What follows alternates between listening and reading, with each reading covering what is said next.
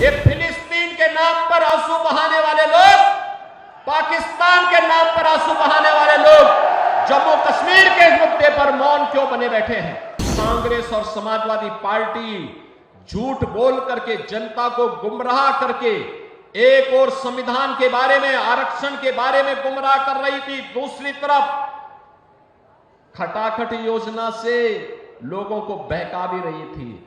गंगा के सरगनाओं को सबक सिखाने के लिए और उनके बारूद पर पानी डालने के लिए हैंडपंप लेकर के मिथिलेश जी आई हैं। आपने हाल ही में जम्मू कश्मीर विधानसभा के अंदर उस प्रस्ताव को देखा होगा जिसमें उन्होंने कहा है कि हम कश्मीर के अंदर धारा 370 को फिर से बहाल करेंगे। यानी आतंकवाद की जड़ जो धारा 370 है, जिसे 5 अगस्त 2019 को प्रधानमंत्री मोदी जी ने हमेशा के लिए समाप्त कर दिया है।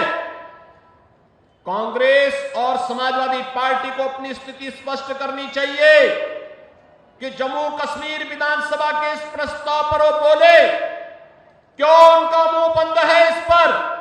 ये फिलिस्तीन के नाम पर आंसू बहाने वाले लोग, पाकिस्तान के नाम पर आंसू बहाने वाले लोग जम्मू कश्मीर के इस मुद्दे पर मौन क्यों बने बैठे हैं?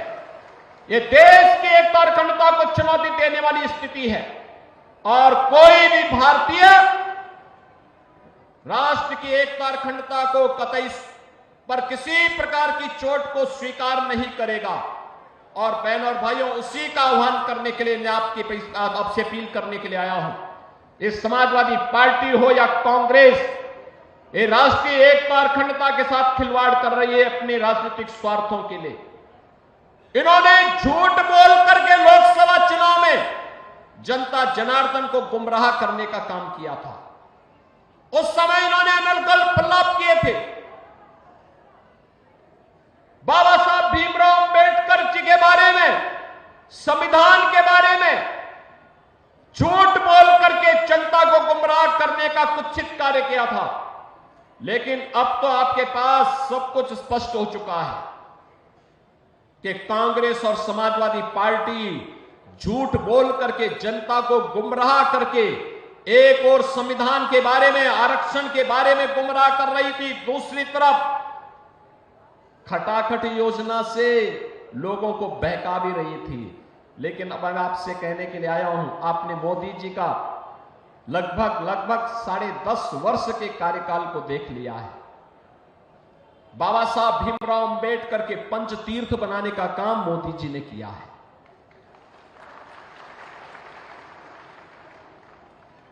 भारत रत्न के रूप में चौधरी चरण सिंह जी का सम्मान करने का काम है मोदी जी के नेतृत्व में हुआ है।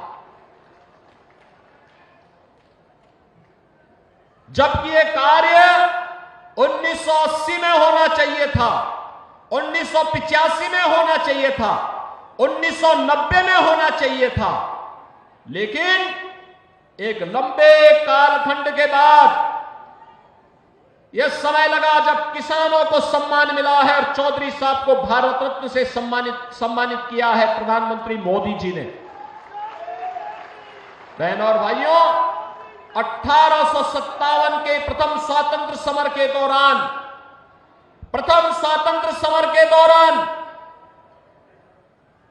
भारत के शौर्य का प्रदर्शन करके भारत की आजादी के लिए जिस महान क्रांतिकारी ने मेरठ में इस नेतृत्व को आगे बढ़ाया था, ऐसे धन सिंह कोतवाल जी के स्मारक को भी आगे बढ़ाने का काम है डबल इंजन की सरकार ने किया है। और इसीलिए मैं आज आपके बीच में आया हूं आपसे कहने के लिए, यह हमारा सौभाग्य है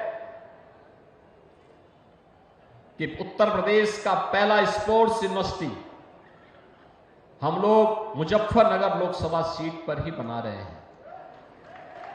और यह भी मेजर ध्यानचंद जो हॉकी के जादूगर थे उनके नाम पर यह वर्ल्ड क्लास फैसिलिटी हम वहां उपलब्ध कराने जा रहे हैं।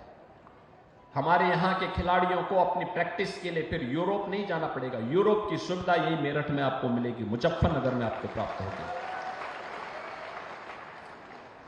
वन डिस्ट्रिक्ट वन प्रोडक्ट में स्पोर्ट्स के हब के रूप में मेरठ उभरा है, जो मुजफ्फरनगर दंगों की आंच को झेलते झेलते झुलस रहा था।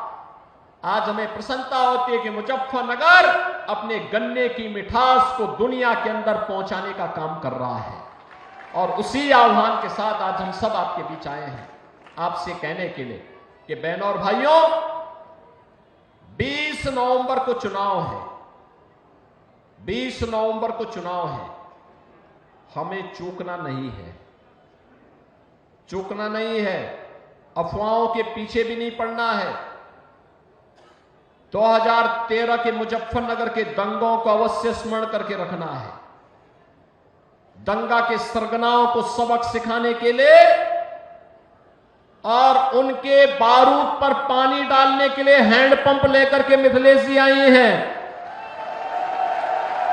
उस समय हथियारों के जखीरे इनके यहां बरामद हुए थे।